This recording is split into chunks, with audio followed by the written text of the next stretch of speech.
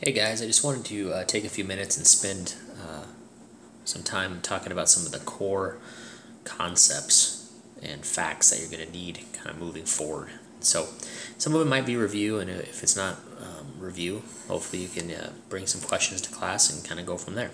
So much of the work that we're going to do in this class is going to fall into a coordinate axis. And remember that a coordinate axis is really two number lines with 0 in the middle. But the two number lines, one gets kind of rotated, and so they intersect, at 0, 0. And usually we have the x-axis and the y-axis. So the first thing over here on my list of things to do is quadrants, quad coming from the prefix 4. And a lot of times we're going to be referring to what's happening in a particular quadrant. And so you want to memorize this sooner or later if you haven't. This is quadrant 1. This is quadrant 2. This is quadrant 3. And this is quadrant 4. And so, if you're asked about where a certain point, maybe you're given the point 2, -4. Sometimes you'll need to know what quadrant that falls in.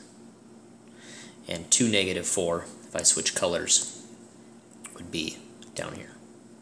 And you could say that point falls in quadrant 4. And wherever the point is, depending on the signs of the point, and that'll bring me to my next thing here in a minute or two, depending on the signs, meaning 2, -4, that will determine what quadrant it falls in. Just for clarity, there are some points that aren't in a quadrant. If I said, what quadrant is 4, 0 in? Well, 4, 0 would fall right here on the border, the edge, the boundary. And it's not in quadrant 1 or quadrant 4. It's on the edge. It borders the two. It's on the x-axis. And so not every point falls solely in a single quadrant. Okay. Part 2. The signs. We want to start developing patterns because patterns lead to shortcuts, and shortcuts lead to quicker answers. And so when I talk about the signs, the idea is every point in each quadrant has a certain pattern for the signs. So you're going to see me kind of refer to this a bunch over the next few weeks, but when you see these 2+ signs, what it means is no matter what point you pick, whether it's 1, 1, or whether it's 2, 5, or whether it's 6, +1, what all these points have in common in this quadrant is everything's positive. The x value is positive, the y value is positive, everything's positive. But if you go to the second quadrant, and you think about this point, -3, 1, or this point, -1, 3, or you pick any point over here.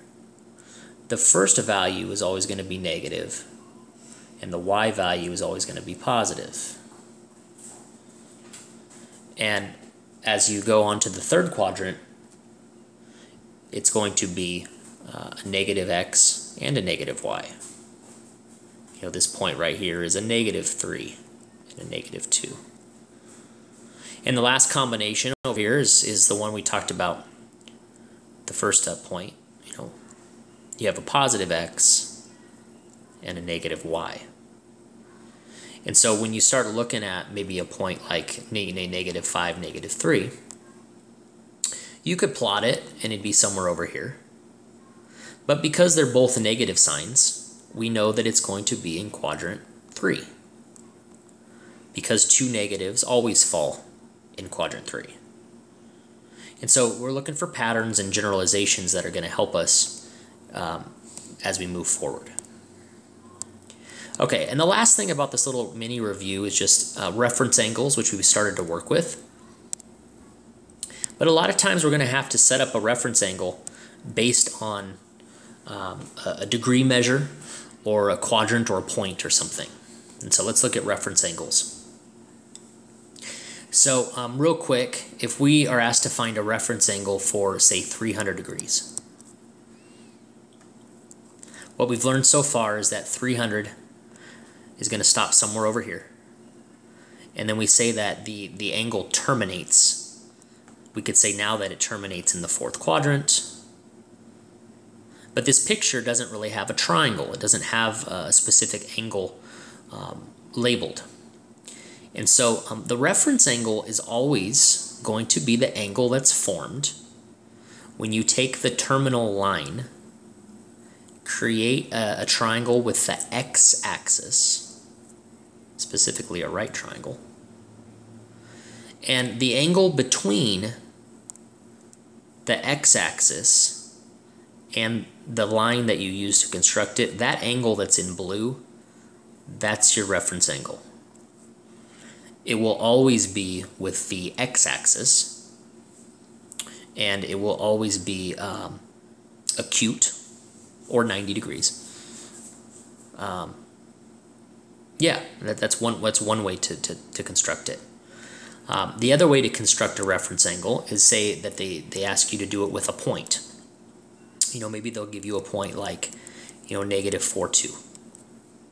And they say, you know, construct a reference angle that terminates through the point negative 4, 2, and it's quite a mouthful. And so how that works is, if you plot negative 4, 2, pop quiz, what quadrant is it in? If you shouted 2 nice and loud, you're correct. And so I don't have any angle, any rotation yet, but if you construct a line from the origin that passes through your point, I don't have a cute little spiral drawn on it like I did over here, but you're going to do the same thing with this type of reference angle, where you want to drop a perpendicular down with the x-axis, create a right triangle, and then the reference angle is this angle, again, up against the x-axis. If you're going to make a mistake, if you thought for a second that it was this angle, that would be a different triangle that would be up against the y-axis, but it's always up against the x-axis. Now, more recently, we've been talking about, well, coming up with the side lengths for this triangle. And so I'll end with this, but if we're actually trying to find SOHCAHTOA, or kind of taking it to the next step, if we are looking for a triangle with this point, slightly different question here, well then I want to drop the perpendicular down right at that negative 4. And what happens here is that this length, you know, 1, 2, 3, 4 units, would be the side length for the triangle. And this height, when I went up 2, that would be another side length. And then what I was saying a little bit in class, if I can erase this, let's see. And this is where it all comes together, I hope. So ears open, last part of this is, because it's in quadrant 2, that first number, that negative 4, I'm underlining it right now, that means that I'm actually going to label this side length negative 4. Anytime you have a triangle anywhere in this quadrant 2, the adjacent leg, the one up against the x-axis, is going to be a negative, just because of the position. This guy up here, upper left-hand corner, because of the position in quadrant 2, this adjacent leg will be negative. If you needed to find the hypotenuse, it'd be 2 squared, right? The first leg squared, second leg squared, equals the hypotenuse squared. We got 4 plus 16 equals the hypotenuse squared. I got 20 equals the hypotenuse squared. And if I take the square root of 20, I'll get the hypotenuse. That's an exact value. You know, if you do the calculator, it's going to be 4 point something. You could also break it down.